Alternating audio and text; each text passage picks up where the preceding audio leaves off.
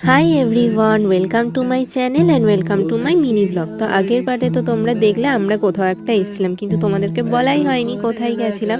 তো আমি, বাবা আর মা তিনজন মিলে আজকে সন্ধেবেলায় ছিল আমাদের একটা বার্থডে ইনভিটেশন। আর সেটা ছিল বাবারই কলিগের ছেলেদের। তো এই হচ্ছে তারা, ওরা হচ্ছে যমজ। তো একসঙ্গেই ওদের বার্থডে পালন হলো, বেশ ভালোই লাগলো।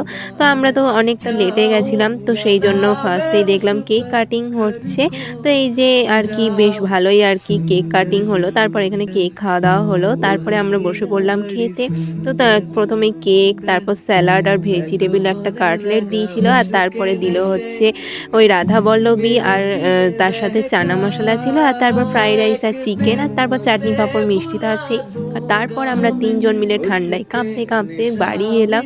আর রাস্তায় এত পরিমাণে কুয়াশা পড়ছিল কি আর বলবো। তো যাই হোক, বাড়ি চলে এসেছি। And stay positive and by.